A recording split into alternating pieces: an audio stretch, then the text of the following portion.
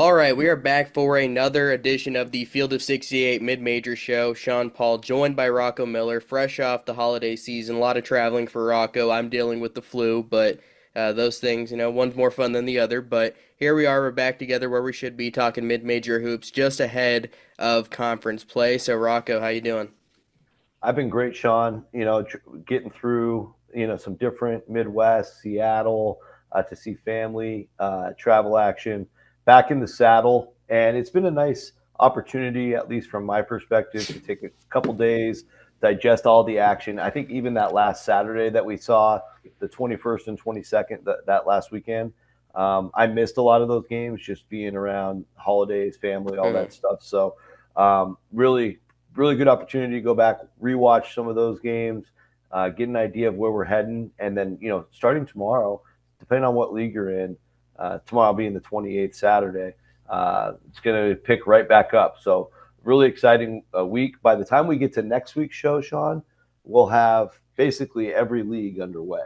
Mhm. Yeah, and I mean, obviously, what matters most in mid-major basketball is conference play. I mean, literally, what the non-conference is, that's effectively just preseason for them. They don't gain much from that, besides, buy games, getting the money for the program and whatnot. But we're going to go through here and go from Conference USA through the Summit League, just the top 10 or 11 so leagues that we're going to discuss here, break them down a little bit, talk about some maybe long shot betting lines, some solid picks to win the league. So let's get into that, and we're going to start with Conference USA, where Liberty comes in as a minus 185 favorite, which makes sense. They're the favorite according to Ken Palm. Then second is Western Kentucky at plus 400 on BetMGM. Plus 700 is Louisiana Tech. Plus 1200 is Middle Tennessee. That rounds out the top four. So what do you feel about Conference USA, Rocco? Well, first of all, disclaimer on my side, I haven't seen any of the lines or anything, Mm-hmm. and some of that just seems a little crazy to me. Mm-hmm. Good opportunity for some value, I would say, Exactly. especially Louisiana Tech, the team that was picked to win the league. Yeah. And I think the thing to know about Conference USA in general is the travel is very extreme. The league stretches from Las Cruces, New Mexico, all the way to Lynchburg, Virginia. And yes, Liberty deserves to be the favorite. They are still right in the middle of the at-large picture, in my opinion. A couple of things that were added this year to the NCAA team sheet is Bart Torvik's ranking, but more importantly, the wins above bubble. Wins above bubble could really help a team like Liberty if they somehow get through this league with one or two losses or less. But you and I both know how deep and good this league is. The chances of that are very slim. Mm-hmm. I think every team takes at least three losses here.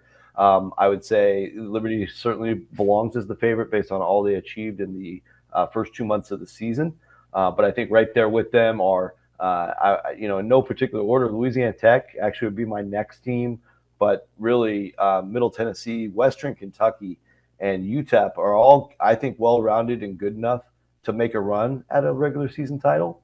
And I think also four other dark horses are going to be in the mix when we get to the conference tournament, and that would be Sam Houston, a team who surprisingly won the league last year. New Mexico State, we just interviewed Jason Hooten.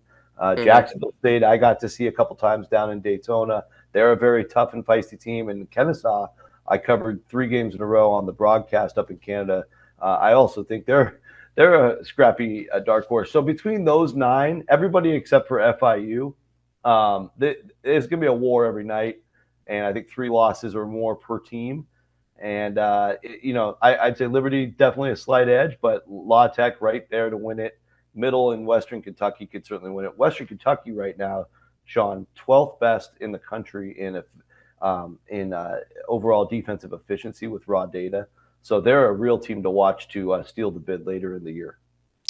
Yeah, I mean, Liberty's been fantastic so far this year. They have some very impressive wins, a high major win under their belt as well. But I'm going to go with what I've had all season long, and that's Louisiana Tech. And obviously, they're picked third on BetMGM. So the odds aren't in their favor, and they're also analytically, I mean, Ken Palm, they don't have them as a favorite either. It's Liberty there as well by a pretty wide margin. So the odds and the rankings, according to Ken Palm, kind of reflect one another, which tends to happen. But Louisiana Tech, I mean, that's a good basketball team, and I'm not going to knock them too much for losing to Southern. That's a solid Southern team. That was a tough home loss. It was just one Right. of those games after they were traveling for an MTE or whatnot, and they went their next game to play at Memphis. So it was just a weird scheduled game.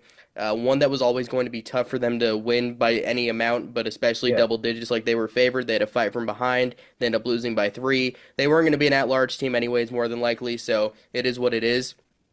But they're starting off with a relatively tough slate in conference play. They're starting with UTEP at New Mexico State. Then they head home to face FIU. That should be a pretty easy win for them. And then they host Liberty. So that's going to be a tough first 4 games. And again, there could be a look ahead spot there with FIU ahead of that Liberty game. So that first 4 games is going to be really difficult for La Tech, but they have enough talent. Daniel Baccio, the guards, Amari Abrams, Sean Newman, Caden Cooper. That's a really good team. They're a little smaller because they don't have Will Jeffries anymore at the 4. That is a really good team. They need to be a little bit more consistent on the defensive end, which was their calling card last year. Obviously, they don't have Isaiah Crawford, but I still think that needs to be where they make their money on the defensive end. And I think Louisiana Tech is probably the best bet to win this conference. Yeah, that brings going through the schedule brings up a really important point I think about this conference race. So Liberty and FIU, the top team in the league and the bottom team in the league, are travel partners. So as they go on the road, it's a Thursday Saturday league. You're going through prep as, let's say, you're UTEP or New Mexico State. You're going to get both those teams. If you can handle FIU, you can put all your eggs in the Liberty basket, which can make Mm-hmm. those teams a little extra prepared to knock off the Flames. And that could start to get a little bit annoying for Richie McKay and the Flames if they keep running up against getting everybody's best shot, which they likely will. They'll get Uh, everybody's best shot, but I mean, this conference play on any given night, FIU could go 15 for 30 exactly. from 3 and knock you off. You're not ready. That's right. That's right. Yeah. So it really just depends. Like if you're able to handle FIU early, or if you get Liberty first in the back to back, Liberty's going to get a lot of hard shots with that. I think if I was Liberty, I'd rather be traveling with like a Middle Tennessee where both Oh yeah. games are hard, Hmm. and you can knock some teams off when they're just completely gassed. And I just don't think a lot of teams will be completely gassed when they play Liberty on Saturdays. Yeah, I definitely agree. And I mean, Daniel Baccio, that's a player of the league, player of the year in this league, right? Has to be. Yeah, yeah, so far. And, if Liberty wins the league somehow by 2 or more games, they'll get some strong consideration for like a Caden Matheny or a Zach Cleveland. But Hmm. Bacho's clearly, not only at this level, but he's a first teamer for all of He's a stud. mid major, and he changes the game in so many ways. So yeah, he's certainly there. Newman's going crazy with all the assists, and Hmm. it's a fun story. But I think the best all around, most important to winning, whether it's rebounding, defense, staying out of foul trouble, obviously points. Daniel Bacho's the guy for this league. All right, moving on to the next conference, the Missouri Valley Conference. Drake and Bradley, they're going to be the top dogs in this league. Bradley plus 125 to win the Missouri Valley, Drake plus 140. Then it's a big drop off after that, as you'd expect. Northern Iowa at plus 425, and then Murray State at 30 to 1, and Belmont at 30 to 1. So you have a clear top 3, and then it's just way downhill from there. How do you feel about the Missouri Valley? Well, I think it's tough to beat Drake. It is, nobody's yeah. nobody's done it yet.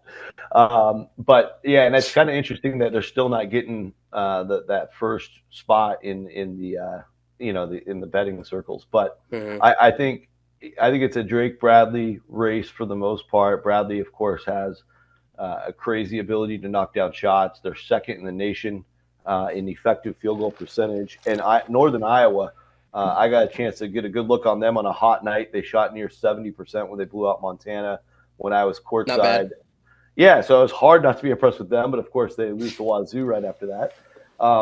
But they're also a top 10 shooting team. So sometimes, when you have a Drake that I think clearly has the best defense in the league, certainly the most togetherness, there's ways to attack them. When I saw Drake against Kansas State, I think regrets not getting the ball inside. It's certainly in the first half when they got into a big hole. But when they made their run, they were able to take advantage of Drake. Drake is a little undersized, and that's where some of these other teams that are decent contenders could knock them off. And I also think Drake's, even though they're such a joy to watch, they play such a fun style, and Mitch Muscari is so deadly. Bennett Sturts is such a great leader, but I think they're not athletic enough and dominant enough, and at that point, when you look at it from that perspective, Sean, to Hmm. where they could go and lose at Valpo. They could go and lose at Almost did. basically, yeah, almost did, right? So they're going to get clipped at some point by somebody a little unexpected, just due to that nature. I mean, it showed itself in that last game against Green Bay, a team that a lot of people would have assumed they beat by 30 just because they're undefeated and Green Bay's going through what they're going through. But that was a It's not close going 10. well. Yeah. It was a close 10-point ugly game. You're going to see a lot of that from Drake. So I think Yeah. Indiana State's coming on strong. They're on a 4-game win streak. Samaj Teal's been awesome. They're Stud. seventh. They're also seventh in field goal percentage with raw data. So they can really knock down shots. And Illinois State at 17th in that same category. So there's just, between Bradley, you and I, both ISUs, a lot of good candidates there to knock down shots and be able to beat a superior team like a Bradley or a Drake. Yeah, I'll tell you, Drake's first loss will come, and we can talk about this again, I believe, because we will be actually, yeah, I think we will be recording again by this, but they're gonna lose on New Year's Day to Illinois Chicago. That interior of Scoball and Ciani is going to give them problems, so that will be the first loss for the Drake Bulldogs. But I do think Bradley wins this league. They just have so much positional size. They're the best 3-point shooting team in the country so far this year. Is that sustainable? I don't know. But so far it has been. Right. So it's hard to knock them for something that has not happened yet. Because the one thing that we can confirm has happened, they're an elite shooting team. They have the second best effective field goal percentage in the country. Their defense, however, hasn't been nearly as good as it has been in recent years. But there is a lot of talent on this team. Brian Wardle's a great coach. Duke Dean is a terrific floor general who can shoot it from the outside. Zeke Montgomery's been a great addition, bringing him back. Elmar Atlason has really gotten better. And then Christian Davis, same deal with him. Those guys have really improved. The one big underdog, though, is Illinois State. I like that team a lot. An impressive road win over Cornell last Yeah. weekend. They Mm-hmm. can shoot it really well. We saw it last year against Indiana State. This is a good team. They can upset the better teams in the conference. They shoot it really well, 40% from three. A lot of their attempts come from three. Johnny Kinziger is one of the best young guards in the country. Chase Walker is a really talented young big man. And that was kind of the question I had about this team. Did they have enough on the interior to complement those guards that can really shoot it? And Walker's really made that clear that they do have that guy. And they're at 90 to 1 odds. So I think they have a real shot here, especially those odds. I mean, Illinois State, I'm not going to say they're going to win the league, but I could definitely see them being That's good enough to be in that conversation. It's not going to be easy, as it won't be for anybody who wins it. But yeah, there's definitely the pieces. Chase Walker's having a tremendous sophomore campaign, as you mentioned. Very impressed with the Cornell road win. They come in to league, the next set of league games with 4 straight wins. Indiana State, as I mentioned earlier, actually had 5 straight wins. So the ISUs are playing extremely well at the right time. And we'll see. Like I think Ryan Pedon's had a lot of frustrating losses in this league in his first 2 years. This is his third go around. Really anxious to see if they can close out some of those close wins. That's what not only this league, but almost every league we talk about today. That's what it's going to come down to. What happens in those last 5 minutes? How are you able to overcome all these different pieces of adversities that can come to you in a game, whether it's foul trouble, whether it's shot selection, et cetera, getting defensive stops. So that's really going to be the key to winning a league title in any of these leagues. Moving on to the Ivy League, where again it's a two-team race at the top in terms of odds. Princeton at plus 115, Yale at plus 175, Cornell at plus 400, and Columbia at plus 800. What do you feel about the Ivy League? Who do you have coming out of that one? I mean, it's tighter than you would think, in my opinion, because I think Princeton's still down a player, maybe from where they would like to be, in Oh order yeah, to be where yeah. they were last year. Yale, similar, like not as good as last year, but still, completely competitive with the way John Polakidis has played. But I've seen Cornell in person. They came up here to Cal, and maybe I saw them on their best night, but they That can was a good night to see him. Yeah. yeah, they can shoot the cover of the ball. They're obviously good enough to beat a high major on the road, and of course, just lost to Illinois State at home. But no real shame in that. I think Cornell, how consistent they can do that is the question. So take that with a grain of salt. But I think the gap between them and Princeton and Yale is not nearly that big No. as they say on those price tags. And then I would say Columbia, again, Columbia's got a lot of defensive issues to fix, but they have the best player for sure, and that's with Rubio De La Rosa there, Geronimo Rubio De La Rosa, our man. He's a And I stud. think Yeah. and I think Columbia's been through so much together, and the oldest team in the league, and Ingles really needs to win, as we've talked to him about on this show. They're if they crack that top four, like I think all the anxiety at Columbia is about getting into that top four, making Ivy Mm-hmm. Madness. They've never made it. Let's say we're like into February, and they're clearly going to be in. Like they're in the top two, and they're 3-4 games above the third place team. Then their focus completely will shift to winning the league title, Mm-hmm. which they're capable of doing. So again, I don't think Columbia is a bad play there at the 800 price. I also think Brown probably can't win the game, but I certainly think Brown's right there in the mix to be in the top four. They've been playing better of late, a nice little win streak lately. Keno Lilly Jr. If De La Rosa somehow doesn't win the MVP, he might be the next best candidate behind him and Caden Pierce. Yeah, for me, I think we're kind of along the same line. Is Cornell your pick to win the league? Mm-mm. No. No, I'm sticking with Princeton. You're sticking with but, Princeton. Okay. but yeah, I'm saying from a value standpoint, that might Mm. be that Cornell or Columbia definitely is where all the value is at. I would honestly say that I'm probably going with Cornell to win the league. I think Princeton, from what I've seen, it just looks a little off. It doesn't look as crisp offensively as it has been. And you kind of touched on that. Maybe they just don't have enough. And we saw when Caden Pierce and Xavier Lee are going together, what can happen. You can beat a Big Ten team. Those two combined for 42 points in their win over Rutgers, but it's just been so far and few between. And the difference this year, they had Madalaco last year's now at Notre Dame, 6'5", really efficient inside and outscorer. Dalen Davis is a really good player, but he's 6 foot and he's mostly just a shooter. So you lose that presence, a guy that could cut really well, a guy that could attack the rim, a guy that could really shoot it from three, and you replace him with a guy who's a lot better at the ball in his hands and a really good player. I love Dalen Davis, but he's just not the same type of player as Madalaco, and I think we're seeing that being a real difference for this Princeton team. And they have a lot more size than a lot of Ivy League teams because they're starting to fill up Byreal and Malik Abdullahi now. Both of those guys 6'7", 6'9", Caden Pierce 6'7". So this is a bigger team, but I don't think they're a better team than they have been in recent years. I don't think they're as good offensively. Their defense might end up being a little bit better, but their defense hasn't been very good this year either. They have to shoot it really well. And if they don't do that, it could be a tough night. You can say that for just about any of these teams. But I like what Cornell has because they have all five of their guys can really shoot it. Guy Ragland, A.K. Okereke, both those guys at the 4 and 5 respectively can really hit it from the outside.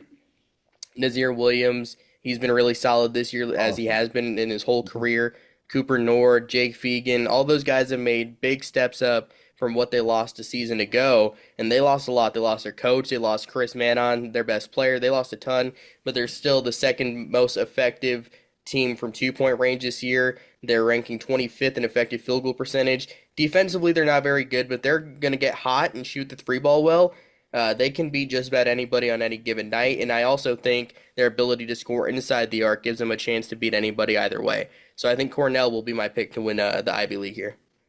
Yeah, I mean that would be an incredible story. John Jakes is working his butt off. He's earned that job. He's of course was a great player there. The last when they made their Sweet 16 run in about 14 years ago. So been really cool to follow the story and be a part of it a little bit. I just think when it comes down to it, these Ivy Madness games they're going to be really tight, and those games down the stretch in February be really tight. That's where I trust Coach Henderson and Coach Jones a little bit more. But again, like great players can overcome great coaches in certain Mhm. instances, and I really like that cast that Cornell has. Big West. This appears to really just be a two-team race with UC Irvine at minus 140, UC San Diego at plus 115. They're finally eligible for the tournament, and then you have UC Santa Barbara at 30 to 1. So, is this going to be a two-team race the whole way through?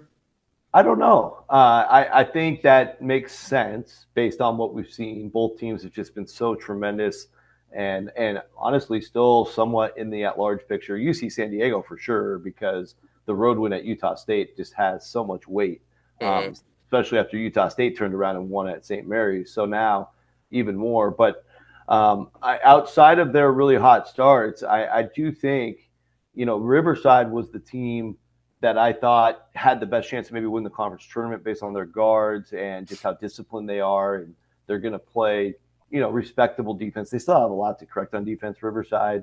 I also think Northridge is more athletic than both UC Irvine and UC San Diego. Hmm. So they're kind of They just the can't shoot it as well, though. right, right. You Yeah. catch them on a bad night, though, they're going to probably get you. And I think Northridge is freaky, but certainly probably not consistent enough to win the regular season. And then Santa Barbara, same thing. Going up and already taking a loss. I think Already they're 0-2. Yeah. already 0-2, so you don't take that. You're giving the other two teams a 2 game head start. So don't go there. But yeah, I agree. In the end, you go through that process. UC San Diego, UC Irvine, going to meet on January 12th down in San Diego. I'll do my best to be down there for that. But man, what a great overall depth league. Hawaii is going to be really difficult to beat in Hawaii, as they showed in their tournament again. Their only real losses at home were to North Carolina and Nebraska, but they handled everybody else in the end. They did go OT, of course, against Oakland. Cal Poly is still dinged up, down a starter, but once they're healthy, they're going to be really, really feisty. And gosh, you don't want to see them in the Big West tournament. And UC No. Davis with T.Y. Johnson, I mean, come on, ask Santa Barbara about UC Davis. They got handled. So So who's going to win the league? I think you have to stick with Irvine overall. Irvine's just so solid defensively. I thought that loss to Duquesne was a combination of them just being on the road and an exhausting road win to come back and beat Belmont, have to turn around and play an improving Duquesne team. I'm going to give them a little bit of a pass for that loss. And I think everything else we knew about Irvine, what we've seen from Irvine these last 7 weeks, is who they truly are. And there's really not much travel in the Big West, just battling LA traffic to get from one place to the other. But outside of that, they know this league inside and out. Russell Turner knows this league inside and out. And UC San Diego, of course, is one B to their 1A. But until UC San Diego can do it for a whole conference season, it's more like I'll believe it when I see it type of thing. Last year, at one point, I think UC San Diego was 8-1, maybe 9-1, and they were right there. And then they hit the rigors of league play, and they floated back to like 8-6 or something like that, or 9-6. So I'm going to go Irvine. They're definitely the most trusted team. Yeah, I'm gonna go with UC San Diego. I love the story here. I love what I've seen from them, and what makes them the pick for me is I think they can do it. They can win in different ways. Like they can shoot the ball from Yeah, three. They could have a high scoring game and they can win. But if they need a lock in defensively, they can also do that. They're just a very well balanced team. Whereas UC Irvine, they are very reliant on having a great defensive game because their offense isn't as good. So when it comes down to it, I think having that mixture of being solid on both ends will help UC San Diego be a yeah. little more consistent in conference play. I like what they have too. Hayden Gray's a really good player. Tyler McGuy, Tate Jones. That's a really good top three. So I think the Big West is going to run through UC San Diego. Will that come to fruition when it comes down to conference tournament time? We don't know that yet. But I like moving them. on, I like them in the you conference like them. tournament See, setting because it's their first year eligible. They're going to have, and they have so many old guys. motivated. The motivation factor for the Tritons is going to be very heavy out in Henderson. Yeah, moving on to a league where a lot of teams should be motivated to knock off the clear favorite Grand Canyon at minus 300, Seattle at plus 550, Utah Valley at plus 800. Is anybody going to knock off Grand Canyon this year, even though they've struggled a bit?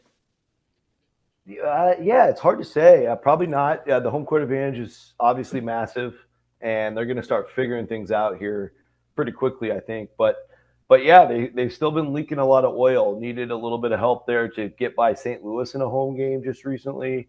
And Seattle of course, got that big win at Washington. They have a horrible 5-8 record, but a lot of people may not realize that Alexander Moncrief, he was out for 3 games, just came back.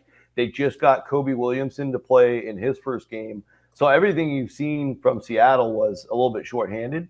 And I think they've got the talent with Christophilus and some other nice pieces there to consistently hang with Grand Canyon, whether it's in Seattle or in Phoenix.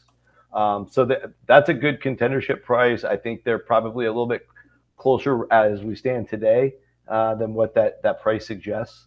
But I also still like, the upside, I guess. It's just if you're going for the regular season, it's probably just going to be those two. I do think UT Arlington's going to be a dangerous team. I also think Utah Valley is very dangerous. And Cal Baptist may arguably have the best player in the league with Dominic Daniels, so they can beat Mhm. you on any given night, but I just haven't been able to get behind Coach Croy's defense at this point in his career. Yeah, it's gonna be Grand Canyon again, and I was just thinking about that Dan Hurley quote when he took the UConn job, or whenever that was, where you better get us now. That's kind of how the teams facing Grand Canyon. That's probably what Grand Canyon saying to the teams early in conference play because they're gonna figure things out eventually, right? I mean, they have too You much think so? talent not to. They're too well coached. That home court is just a terrible place to play for opposing teams. Like they just have magic there. If you look at what happened against in that St. Louis game. Luke War misses a front end of a 1-and-1. The ball somehow ends up back in his hands, tosses up like a 10-footer that never should have went in, and he made it. There's just magic in that building. So Grand Canyon, they're going to win the league again, I think. And Seattle's probably the biggest contender for a good reason. Utah Valley's a good team. The Welling brothers and Dominic Nelson, that's a solid team. They can beat Grand Canyon on a given night. But to me, Grand Canyon's a kind of team that'll lose like 3 games in league play, and the rest are Yeah. going to each lose like 6. So I think it'll be a multi-game win, multi-game conference victory for the Lopes. So moving on here to the Southern Conference, it's going to be Samford as the clear favorite in this one, and then you have let me see, Furman at plus 300, ETSU at plus 500, UNCG at plus 600. So is that fair? Should Samford be the favorite? Are they your favorite? I think they probably have the best upside, and of course they have that daunting system that a lot of teams have trouble to solve. They've outperformed Furman so far by just a smidge when it comes to performance, Hmm. but obviously when it comes to resume, nobody's touching Furman, who's actually like 30th in resume still. So if somehow Furman can get through this league with 2 losses or less, I'm not predicting that. I'm just saying if they do, they would actually still be in the at-large picture for sure coming into league play with just 1 loss. But yeah, I think Sanford's probably, especially for the course of a regular season, this is a league where everybody plays everybody twice, which you love to see. There's no extra having to research the schedule to see who only plays each other once. Yeah, Sanford's got to be the pick. I do think ETSU and Chattanooga should be able to shake things up. Chattanooga has been playing a little better finally these last couple of times out. They're healthy. ETSU, yeah, exactly. So they've got to be mentioned, and I think ETSU might be more clicking towards March versus January, but certainly keep an eye on. From the dark horse standpoint, Wofford just won at that St. Louis team we were just talking about. That's a really good confidence booster going into league play for them. And Greensboro has been feisty enough to at least keep your eye on them. They've had some good results, some not so good results. So I feel like they'll knock some teams off. And the teams I just don't really have any, don't have any prayer or VMI Citadel, probably Western Carolina, who's really down as well. Yeah, that's kind of a nightmare at the end of the conference, just to put it as kind as I possibly can. But Samford, I mean, they're obviously going to be really tough defensively. Buckyball is awesome. The forcing turnovers, the pressure that's going to be really difficult to play against night in and night out. Rylan Jones is a very steady floor general. Then you have Trey Fort, who's come on as a really He's good killing it. shooter. Yeah, he's Killing it. doing really good. Colin Holloway, Jaden Brownell, that's been a great compliment on that interior. So I think Sanford's going to win the league, but Chattanooga, they could push some teams. Those 2 guards, Honor Huff and Trey Bonham, they can really score it. And now that they're fully healthy, they're 2 big transfers, Bash Wheeland and Frank Champion, both back in the starting lineup. They're a full cohesive unit now. They competed on the road against Indiana. They almost led them at the half. They only lost by 9. So, hey, Good on a sign. good night, yeah, Chattanooga could really beat just about anybody in this league. So they're a team I would definitely look out for. And moving on here to the Big South, got to find the odds. Give me a second. Got to do a lot of scrolling here. There we go. High Point, the clear favorite at minus 150. UNC Asheville at plus 500. And hey, we're talking to Mike Morrell later, so there's UNC Asheville. Good play. Winthrop at plus 650 and Radford at plus 800. So should the league run through High Point again? Definitely should talent wise, but they've had a lot of mixture of issues in terms of maybe just having too many good options, and then at Mm. other points with the injuries, not having the right tools in the toolkit to get the wins. So they should be the favorite based on talent, but obviously Longwood and Winthrop I would put next in order just based on their experience factor in the coaching and the history with High Point. I think all those things are important. Radford's shown well so far. They've actually beaten all the teams around their level. They would be undefeated if they had a schedule like that. Their 5 losses are all higher major losses. So they're interesting. Gardner Webb's been a little interesting as well. Them and High Point are clearly the two best teams at knocking down shots and being efficient with field goal percentage, shot selection. And there's really not a lot of defense in this league. Longwood at 148th is the best defense. So that's an opportunity for, I don't think Gardner Webb can win on a consistent enough basis for the league title, but certainly a sleeper come Big South tournament play. But yeah, I think this league's a lot tighter than we would have expected a couple months ago. Yeah, I've been really impressed by UNC Asheville. I mean, Jordan Marsh has really come on. Toyaz Solomon, those guys have been really impressive for this Asheville team. Then you have the shooters with Josh Banks and Fletcher AB. That's a I really like strong them. top four. And then Justin Wright being down for the year obviously is a tough blow because he was going to be a starter and a really good piece for this team. But High Point is a favorite for a reason. They're clear favorites for a reason. They are the most talented team in the league by a pretty wide margin, and now that they're fully healthy, I think we're really going to see why they're the most talented team in this league. Demarion Williams, Keza Jiffa, 29 points total between those guys on average so far this year. Kamani Hamilton's had a good year. It's been a Yeah. really good start, or it's been a recently good start for High Point with the win over Southern Illinois, the win over North Texas. That's a good team. I think High Point's the favorite for a reason here. Demarion Williams might actually be the MVP so far. I agree. He's been awesome. I wouldn't have predicted that before the year, but that's how many. It shows just how many weapons they have on a given night. All those guys And can Chase beat you. Johnston, like he had a really good first game, and he He's hasn't really done that deadly. much since. Yeah, he's only averaging 7 points per game, but that dude could pop off for 20 on the right night. Yeah, I mean, he's very deadly, and I think I also would say, um, USC Upstate is the only team I'm writing off. I think Hmm. even with Presbyterian, who won an MTE, Charleston Southern, who's my original sleeper pick, I don't think they've been very healthy at all. Sumler They still hasn't played, I don't believe. Right, right. So again, as this league goes on, it's another any given night type of league, and I think all those dogs are live come conference tournament time, except for maybe Upstate. Yeah, I mean Winthrop's had a really solid start to the year. They are 10-4. Their interior is really good. Kelton Talford, he's been around forever at this point. He was there in the Pat Kelsey days, and he Right. continues to be a really good player. KJ Doucette, Nick Johnson. I mean, that's a really solid top three. So if there's any sleeper in this league, then I'm like, okay, they could be the team. I think I'd probably lean Winthrop at plus 650. But yeah, moving on to our next league here, which is going to be the Sun Belt. Obviously, Arkansas State is Mhm. going to be the favorite there, as they should be, minus 105. Then you have Troy. I know Rocco's a big Troy guy, plus 275. Texas State plus 450. James Madison plus 800. This league's always competitive. I feel like there's never a team that just runs away with it. It's usually two teams. If like last year, App State and James Madison. So I think it'll be a lot more competitive this year, though. What do you see? Well, it's another one of those leagues, Sean, where the travel's just really, really hard. If Mm, if you're at school like Marshall and you go down, you got to go play two games in Louisiana. Again, those, first episode sent, but those two coaches have moved on now.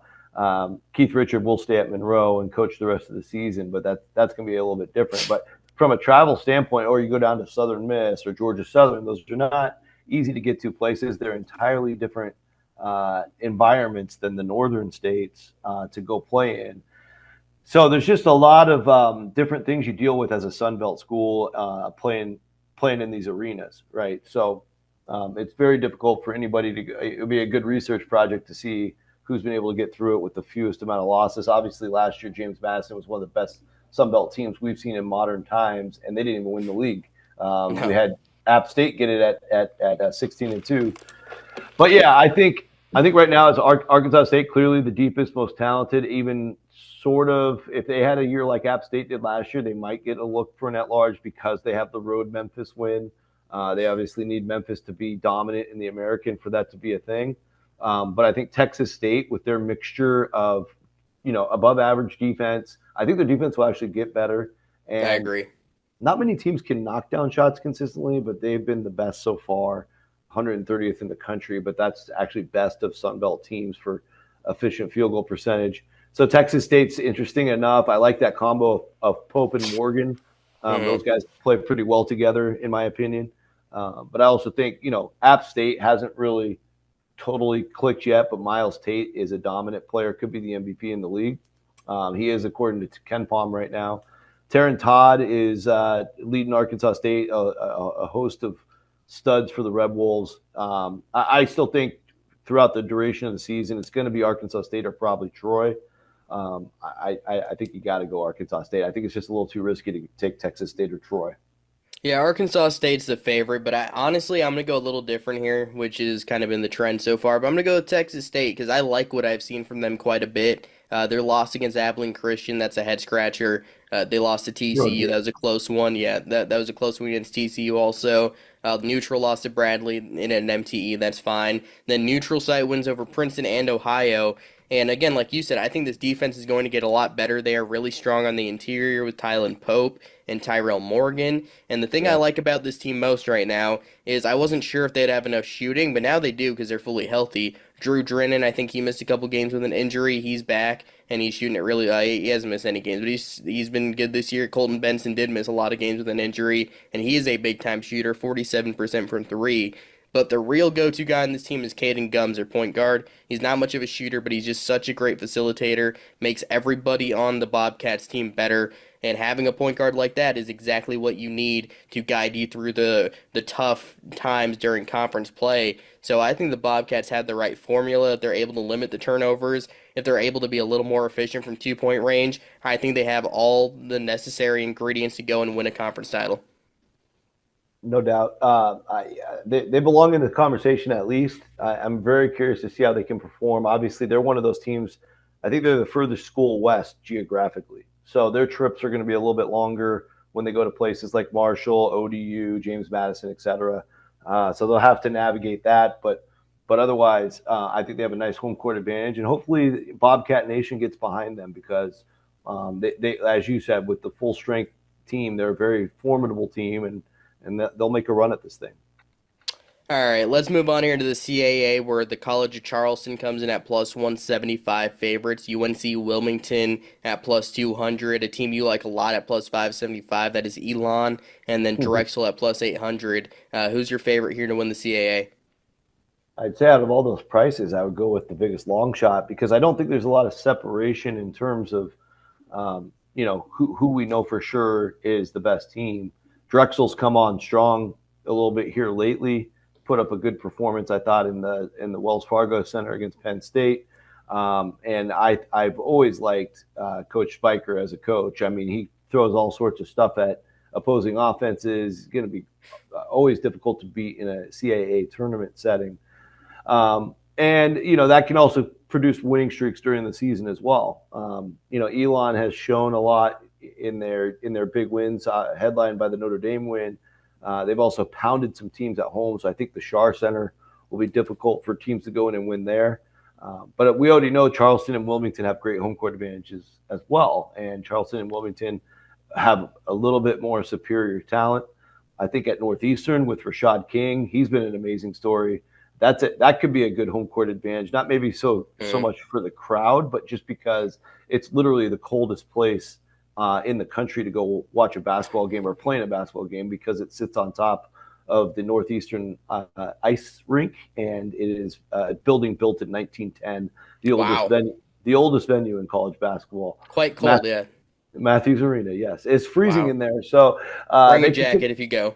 that's right, wear your mittens. Yeah.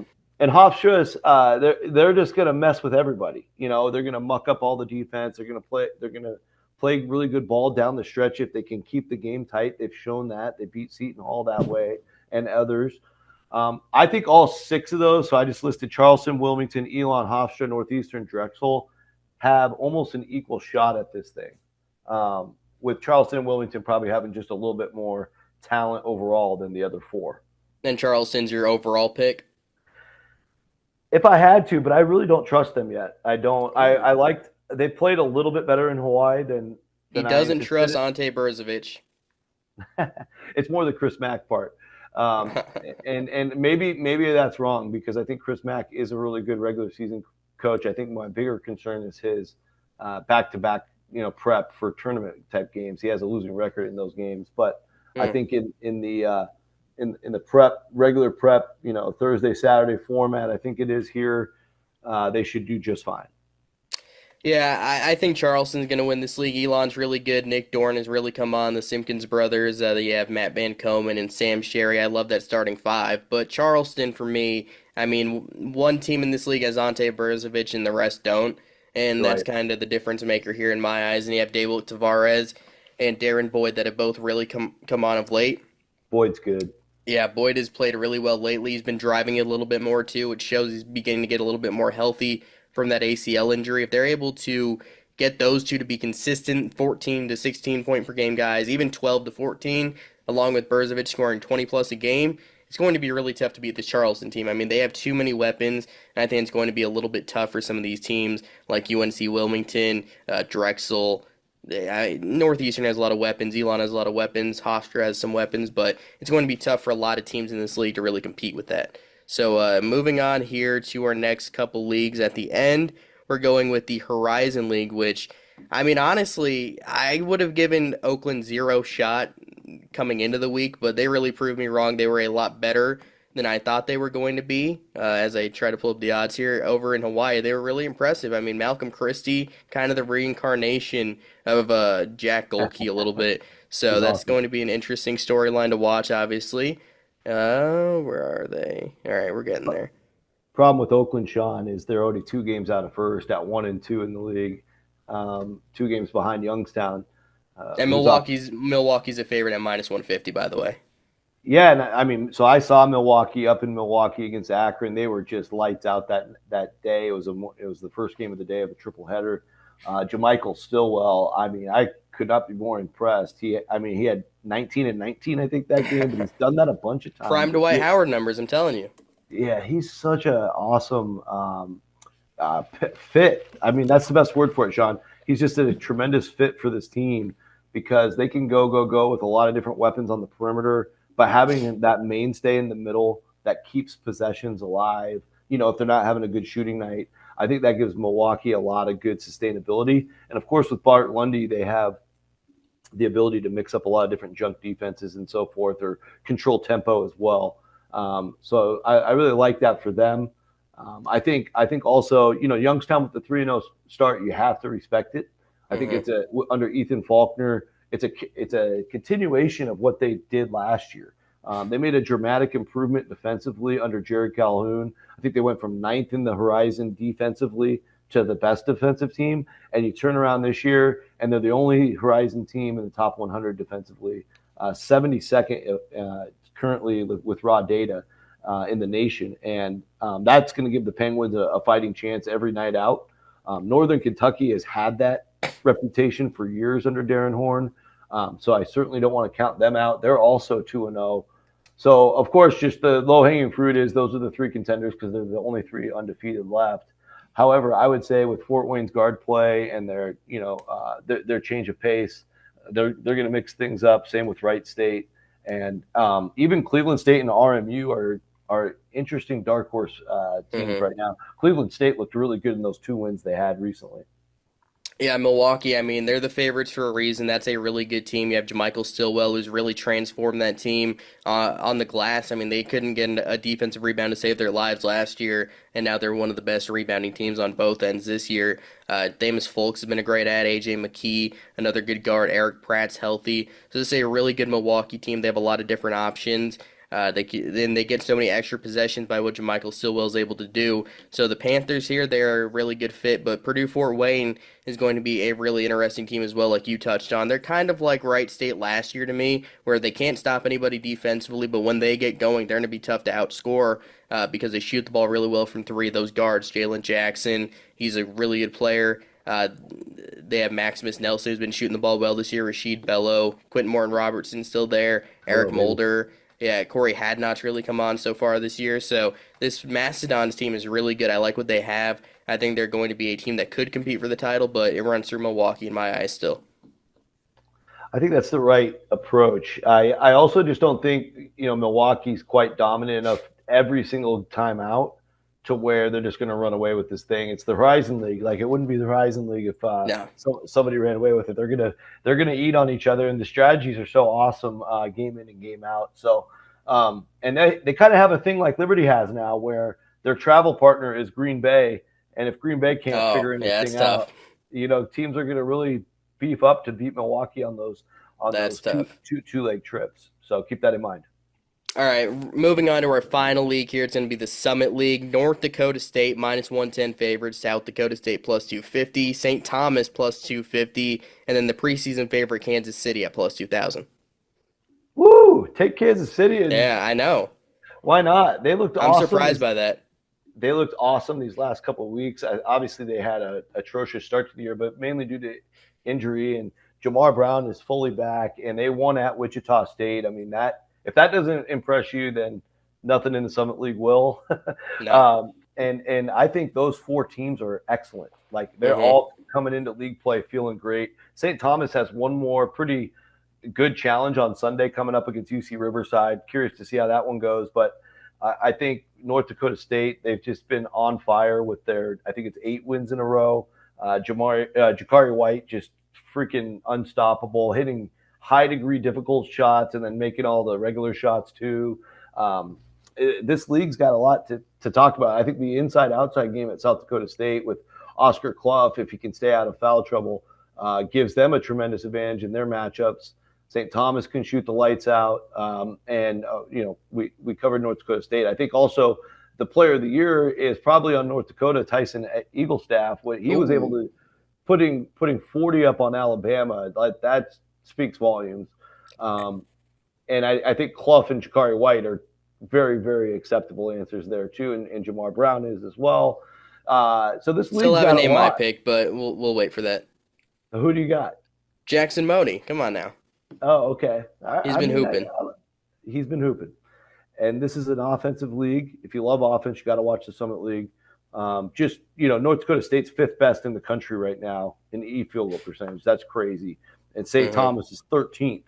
Yeah. South Dakota State's third best, but pretty far behind those two. So again, you're not going to get a lot of defense. It looks like South Dakota State, if they are going to get this done, they're going to have to get it done defensively. They've been the best defense, but it's still not a very good defense overall. Yeah, I think the Bison are definitely the best team in this league. I love what I've seen, and Jackson Moni is just such a versatile talent. 6'10", he's a great ball handler, really good passer. He can Yep. operate at the top of the key, can operate inside. He's really like a point guard for this team, and they already have a number of point guards, so he's just such a bonus next to Noah Federson. And the one thing about the Summit League is a lot of teams don't have size. And North Dakota State is two dudes, 6'10", 235 pounds or bigger that can shoot threes and handle the ball. That's going to be really tough to stop for a lot of teams because Jackson Moni can really defend too. And then you have other guys, Jakari White, who can really shoot it. You have Brennan Watkins, who can really shoot it.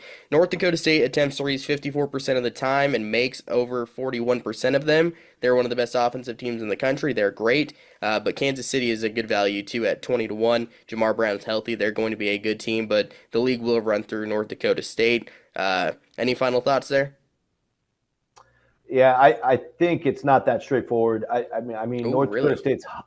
Yeah, I just think North Dakota State's hot right now, and What I if they like stay hot though? if they stay hot, then they'll Yeah. be, and they're going to be hard to beat up there in Fargo. Coach Richmond's been tried and true for years now, so I have a lot of respect for them. I do think though South Dakota State and Kansas City are coming out swinging, Hmm. and it's not going to be easy for any of those three to get it. St. Thomas is still ineligible for the tournament, so they are playing for the regular season crown, and they'll get a chance to participate in the Summit tournament. And I think playing at St. Thomas is going to be brutal for everybody. They're pretty hot in that smaller venue. I think they have that for one more year before the new one opens up. But I just think even North Dakota State going to North Dakota or to South Dakota or even Yeah. Oral Roberts, like it's not. These are not guaranteed wins. These are going to be all tight games. If they have an off night, they can get clubbed. Like they got clubbed at Southern Illinois, who's not a very strong team yet. So I just can't give them the title like that on a silver platter. Every game's got to That's be fair. earned. It's going to be a good Summit Yeah. League, Sean. Yeah. Yeah. I'm just a fan of teams who can shoot it really well, and that's what North It's Dakota State beautiful. does. Yeah. It's beautiful when they're clicking, kind of Yeah. like Northern Iowa is. But Mm. there's going to be a lot of coaches out there trying to slow that down and mess that up.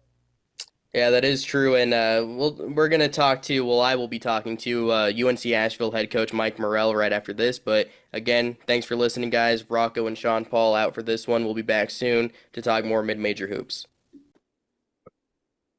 All right, here for an interview I'm really excited for. UNC Asheville head coach Mike Morrell just finished eating. He's on a bus to UNC Wilmington right here. I just saw him floss his teeth beforehand, so we're all ready to go. How you doing, Coach? I'm doing good, Sean. How are you, man? And I'm doing good. And the other day, I mean, we talked off the recording about everything you guys had gone through, and I don't really know if that many people know what that's been like, because I certainly didn't. I hadn't really seen a whole lot about it, but you hmm guys were displaced for 3 weeks because of the hurricane. You guys started the season with 7 road games. You didn't play your first home game till December 7th, so over a month of the season, you didn't play a single home game. That obviously is impactful from a lot of different angles, but what was that like for you guys? I mean, that had to have been a really tough time. Yeah, I mean, I think as I told our players when we kind of reported back to Charlotte, I think it was like October the 6th or 7th or something like that. We were just highly inconvenienced. If you look around Asheville right now, you can obviously tell there were at that time were a lot of people going through a lot tougher things than what we were. Hmm. But it was unlike anything I had ever dealt with in sports. And obviously as a head coach. But we were, I think it was 11 days that our team was off from practice, and then our administration put together a really good plan to get us to Charlotte. We stayed there for almost 3 weeks, right at 3 weeks, and practiced at various places. And if it hadn't have been for places like UNC Charlotte and Queens and Hmm. just various places there, man. I don't know how we would have gotten by because we had no chance to do anything here in Asheville. And at the time, we thought we might not even be able to come back to Asheville till to end of November. Man. So we had to change some things with our schedule. Canceled a home game, canceled our game with Appalachian State that was supposed to be downtown, and they were another school that was really affected Hmm. by it. So yeah, it was nuts, man. It was nuts. And but I think it was in some ways, in hindsight, I think it's helped us in some ways. Obviously, it's not something that you choose to go through, but I think, it's a very resilient group that we have. Well, obviously you were coaching UNC Asheville during COVID and everything, and you missed a conference tournament game because of COVID, right? You had COVID during that. Yeah, I think I remember that. Yeah, yeah, because I texted you. I'm like, I yeah. don't see you on the sideline. I don't know where you are. But so compare what happened so far this year for you guys compared to the time in COVID. Like went through some stuff. Like, is there any similarities you can draw there about how it can make a team better? Yeah, I mean, I think for me, just speaking from a coaching perspective, the COVID experience kind of helped you internally. Hmm. There were way bigger things that you were trying to deal with than just basketball. Uh, but the other thing is, during COVID, everybody else was dealing with that. Not everybody else was dealing No, with this no. situation. This was very singular to us, and some other schools like I mentioned. But after about a week, I mean, we still weren't practicing. You start to get anxious, like, are we Hmm. ever? We're losing time. The season's coming, and in the grand scheme of things, that really wasn't something that affected us too much. But looking back on it, we were definitely worried about it, but just I think they did some research here, and I think it 37 nights we spent in hotel rooms Man. from October 6th or 7th to the seventh road game that we played. It's a lot of nights Mm. away and having to deal with school. So there were some similarities, but way different in a lot of ways as well. So, like, are we talking the same hotel in Charlotte? Like, were you guys at least in the same hotel and Two like two we we hotels? we were in two different hotels. One primary hotel right in the university area, Charlotte. And again, um, if it hadn't been for UNC Charlotte, we would have had a tough time. They were really, really. just welcoming to us and literally let us do whatever we needed to do to keep our season going at the time. And we're very thankful for them, for sure. So what was that like for the players probably? Like I'm sure you had some pretty extensive conversations with them during this whole thing because I'm sure that was also Yeah. very unique to them because like they're not used to staying in hotels for 37 days either. No, I mean, just just the Charlotte. You know, when we were in Charlotte, that's a lot of time together, Mhm. a lot of time together. And obviously they're college age kids. You know, they went to they chose Asheville for a reason. We weren't in Asheville, Mhm. and so we were also out of school for 3 weeks. We had, can't, school was canceled for 3 weeks, and then we went online through the end of the semester. So we didn't even get water to Asheville for weeks, and Wow. so. But yeah, it was a lot of time together in the hotel. You had to be very, very creative with how you spent your time, and Mm. also giving them some time away. Thankfully for us, we've got 5 kids from that area. So some teammates were able to go home with other teammates and things. But again, I mean, looking back, I think there was a lot of good that came out of it. I give a lot of credit to our administration. Our administration was really, really good about making for sure our student athletes were taken care of, because it wasn't just basketball, Sean. I mean, it was our entire department. Yeah. You know, fall sports were in the middle of their seasons and we're having to try to find ways to practice and keep their season going. So again, it wasn't something that was singular to us, but in the moment you tend to be really selfish with that. You're like, oh my gosh, what are Oh we going yeah. to do? But um, again, a lot of good came from that time together as well. Before we talk about the team a little bit this year, community-wise in Asheville, obviously the recovery, I'm sure, is something that'll be ongoing for a while. How's Yep. everything recovering? And, is there any ways that people can still help out there if they choose to? Yeah, I mean, I think it's just, the biggest thing is your time. There's a Hmm. lot of people here that are still, you know, one thing I found is like when you, well, days, weeks, whatever, after something like this occurs, it's out of sight, out of mind for a lot of people. But there's still Hmm. there's people here that still are going through a lot of different things. I live about a quarter of a mile from the French Broad River, which is one of the areas that the River Arts District, which was just crushed, it was Hmm. devastated. And so I take that road every day home, and it's there's still so much to do there. But you know, as time went on, you started to get good news, and essentially it became an issue of water. And Yeah. once we got water, we were able to get back to campus. And just remember when we got back to campus, Sean, it was like our guys were like they were like new people. I Hmm. mean, they were sleeping in their own beds, and Hmm. and we've got an old team. We got I think 5 guys who are in their COVID senior year, and so they're older, man. They didn't Yeah. They're they didn't not love a bunch of being 18-year-olds. yeah You got yeah. some vets on So this team. yeah, but again, I think we learned a lot from it, and but there's still a lot of work to be done here in Asheville for sure. So yeah, let's talk about that team a little bit. I mean, you guys impressive win the other day over North Florida. You guys are 8-4 right now. Justin Wright obviously being hurt, not ideal, but you guys have a lot of talent besides that. Jordan Yep. Marsh, he's been a great player. Toyaz Solomon made a big increase in his points per game and rebounds per game this year. Greg Gant, he's been around for a while and he's helping you guys Mhm. out.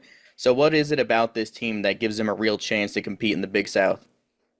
Well, we're much different than we've been the last couple years. And you mentioned Justin Wright. Justin was obviously a kid that we really, really highly recruited, and have played against Justin when he was at Central. And during that time of going home was really when he got injured, when we were Mhm. going through the storm, and we had to send kids home for a little bit. So we lost him for the year. Um, but he's been great. He's continuing to make progress. And Toyaz is a kid that we saw snippets of last year. And then I think Toyaz started the last 6 or 7 games of the year, and he had no choice. In order for our team to be good, he had to be better. Mhm. He had to grow, and he's done that. And then we're really fortunate to have Josh Banks and Fletcher Avey, Yep. who were starters for us last year. Josh was all league. And those two have just been terrific. They've been everything that we need, and we're a little more guard oriented than we've been. in the past. Obviously, we've had some really good forwards, Drew Pember, Nick McMullen, in the program the last few years. And then you mentioned Greg. I'm just really, really happy for Greg because he's been through so much in his career, and he's playing the best ball of his career. So hopefully he can continue to do that because our team's really been better when he's been better. I mean, replacing a guy like Drew Pember, he was incredible for you guys his whole time there. A lot of your offense ran through him. How tough is it to replace a guy like that? Well, I mean, if I could have kept Drew here for a few more years, I would have liked to, but that whole eligibility thing Hmm. sneaks up on you there. But yeah, I don't know that I don't want to say it's tough. I mean, Mm. you just adapt. Yeah. I mean, again, you hope that through recruiting you go out and you find guys who can fit into to certain pieces. But I thought the biggest recruit we picked up, this past year was Fletcher Avey. Fletcher was the glue to our team the year we went to the NCAA tournament. In terms of always keeping us connected, obviously a great shooting presence. And so, yeah, but obviously I would have loved for Drew to have never left, but at some point he was going to need to leave. But I think our staff did a really good job of, again, going out and just because we had Drew didn't mean we had to continue to, it wasn't like we were going out and trying to find the Yeah. next Drew Pember. Yeah. Those don't grow on trees for No, they UNC don't. Asheville. So we're just different. Mm. We're just different. And but difference not always bad. I'm someone who thinks that the Big South in general is a pretty underrated conference. I mean, there's a lot of good teams in that league. What do you think the Big Set Yeah. what do you think the upside for this league is this year? Because there's a lot of good teams out there. You guys, High Point, there's a ton of good teams. How does this league continue to get better and get on the national radar a little bit? Yeah, I don't know why it's not. I don't know either. Because I think right now, again, I think we're 17th or 18th. I think we maybe even been higher this year in terms of ranking with our league. It's gotten better each and every year. I think we were 18th last year, Mm. according to KenPom. And then you look across the board this year and see some of the wins that our league has had. I mean, obviously Radford's having a great year. Longwood's having a great year. Winthrop's having a great year. They got a ton of guys back. High Point's obviously off to a great start again, but you see the wins that PC's got. Charleston Southern goes on the road and beats Miami. You're looking around the Hmm. league like, good grief, man!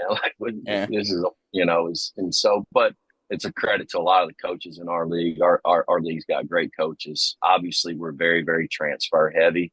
Not a lot of freshmen in our league that are playing a lot, but the ones that are, we got one Cam Taylor here. But the ones that are playing are really making an impact on their team. So, I mean, Sean, the year we won the league went 16-2. PC should have beaten us twice. They were Hmm. 1-17 Yeah. that year, and they should have beaten us twice. And so, again, it's just a credit, I think, to the coaches of our league, the depth of our league, and I think our coaches have done a great job in the Big South of adapting to what's new, not really griping about it and things of that nature, but adapting to it. And I think that's why our league has gotten better each and every year. I mean, yeah, absolutely. A lot of good teams in that league, and obviously